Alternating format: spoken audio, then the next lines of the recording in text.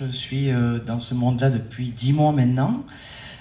J'ai longtemps hésité avant d'y rentrer, parce que je trouvais ça, je pense comme la majorité des gens ici, un peu glauque. Et j'ai franchi le cap, j'ai dit je vais aller voir. Et au final, je trouve que l'image qu'on en a n'est pas la bonne. C'est bien dommage d'ailleurs. C'est pour ça que je fais le maximum pour ouvrir l'abattoir à toutes les personnes qui veulent rentrer. Bien évidemment, on ne rentre pas comme ça, il y a des normes à respecter. Hein.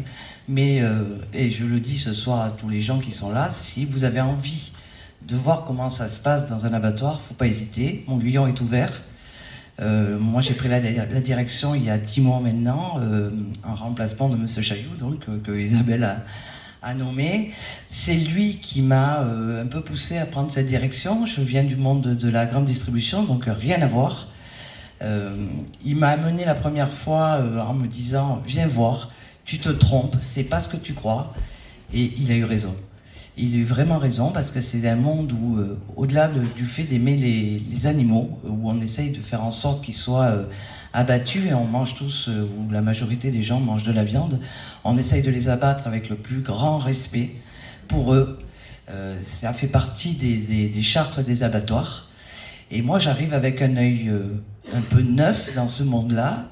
Et ce qui m'a surtout le plus interpellé, c'est que les animaux, oui, sont bien traités.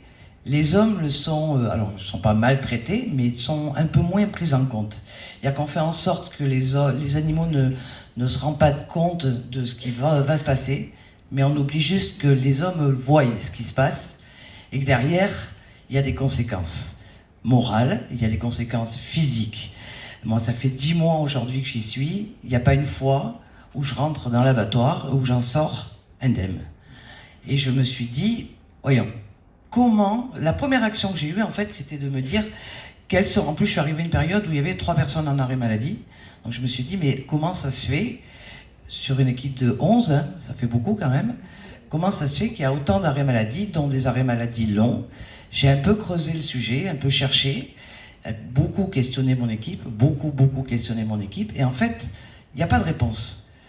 Pour la majorité, c'est j'étais pas bien, mais j'étais pas bien, ça veut rien dire.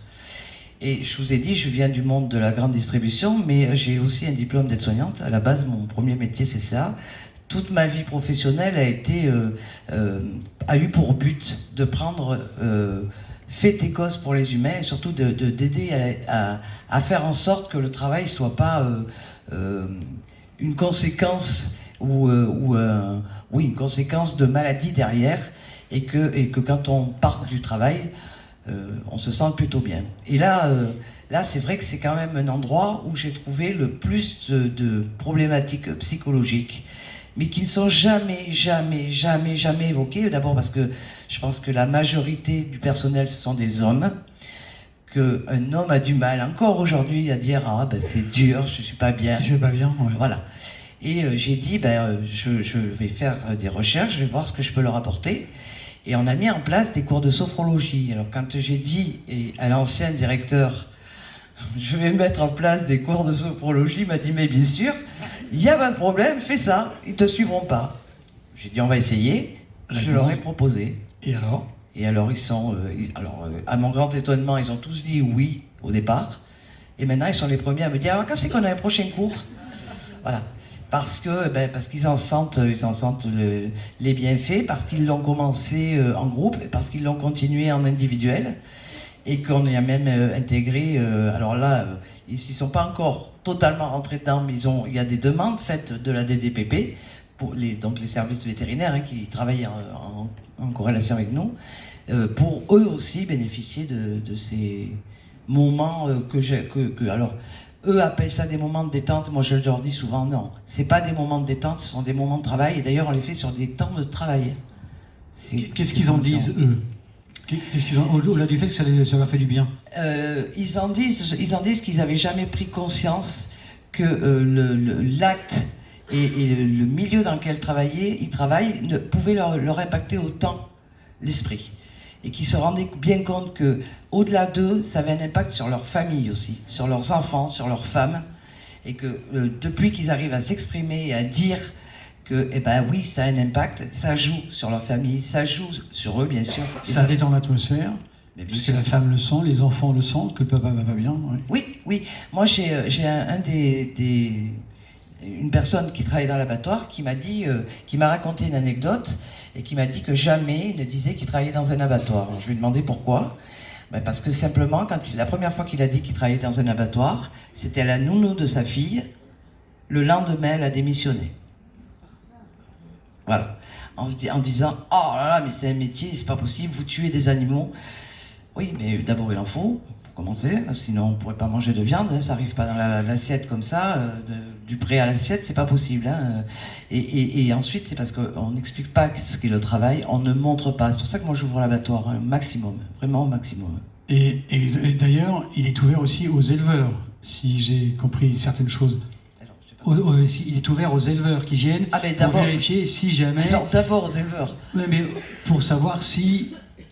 Les 2 éleveuses de moutons qui sont venues visiter. Oui, alors, eh ben, encore ce matin, il y a encore un nouveau apporteur qui est venu. Et c'est vrai que... Pour une question particulière. Oui, les éleveurs sont en attente de savoir comment vont être tués leurs animaux. Comment vont être abattus leurs animaux. Déjà, comment ils vont être accueillis. Dans quelles conditions. Quel est le personnel qui travaille à l'abattoir. Ils ont tous envie de savoir avec qui... et dans quelles mains leurs animaux vont passer. Moi, j'ai vu des abatteurs, des éleveurs, faire la bise à leurs vaches en partant, en leur disant « Je suis désolé, mais t'inquiète pas, ça va bien se passer. » Avoir la larme aux yeux. Ça peut faire sourire, hein, mais je vous assure que je l'ai vu. Et c'est quand même la majorité des éleveurs hein, qui aiment leurs animaux, hein, qui aiment profondément leurs animaux, mais qui en vivent. C'est leur métier, ils sont bien obligés d'en passer par là. Mais il ne faut pas croire que c'est un monde de barbares où on amène les bêtes en disant j'en ai rien à faire. Pas du tout. Ce n'est pas que de la marchandise, c'est aussi des êtres vivants qu'ils aiment, mais qui sont là pour ça. Chez vous, il y a des gens qui ne restent pas parce que ils commencent et puis ils se disent l'odeur du sang ou le bruit des animaux, je ne sais pas. Alors, alors les éleveurs, pour la plupart, il y a très peu d'éleveurs qui souhaitent voir la mise à mort. Par contre, j'ai beaucoup alors, j'ai été obligé de recruter, puisqu'on a eu des arrêts, été obligé de recruter. Sur la totalité des gens qu'on a recrutés, 2 personnes m'ont dit je peux pas rester, l'odeur du sang est trop forte, je peux pas rester. Quand on embauche quelqu'un, je fais faire systématiquement 2 jours d'immersion pour être sûr que le poste va convenir. Parce que il y a quand même des odeurs, il y a des visions qui sont pas toujours simples à vivre, que tout le monde ne vit pas la même façon, les mêmes choses. Donc on demande 2 jours d'immersion systématiquement avant de pouvoir déclencher un CDD ou un CDI en fonction de ce qu'on a besoin. Voilà. Pour l'anecdote, si ça intéresse, le sujet intéresse, il y a un film de Cola Gors qui n'est pas visible tout le temps. Je crois qu'il est en ligne sur un site breton, je crois, parce qu'après il faudra payer, je crois. Ça s'appelle Les Initiés et c'est sur le rapport des éleveurs à justement la mise à mort de leurs animaux. Je l'ai vu hier, moi, sur votre conseil. Oui, ouais. je l'ai vu hier. Il est magnifique. C'est vraiment quelque chose à voir et c'est vraiment très, très, très, très révélateur. C'est ce que moi, j'ai ressenti, hein, venant pas de ce milieu-là. Ce que j'ai vu là dans le film, c'est vraiment exactement ce que moi, je peux voir tous les jours quand les apporteurs amènent leurs animaux. C'est très intéressant à voir, allez le voir. Il n'y a rien de glauque. Il n'y a aucune image qui n'est pas visible. Ouais. Tout est très, très, très bien fait. La finalité, on la ressent, mais on ne la voit pas. Et franchement, c'est très beau à voir. Très, très beau. Il a passé vraiment... Alors, je crois que pour son film, pour se mettre en accord avec ça aussi, il a tué, Fabrice. Je crois. Oui, donc merci beaucoup, Corinne. Mais de rien. Non, merci beaucoup, parce que c'est pas un sujet facile, je trouve. C'était pas un sujet facile. Merci beaucoup. Et la moyenne d'âge. Et juste la moyenne d'âge, que dire on va faire de la sophro aux gars. La moyenne d'âge, 52 ans. 52 ans. Et ils ont dit oui, on y va, on fonce. Je me sors du lot, hein. 52. Je me sors du lot aussi.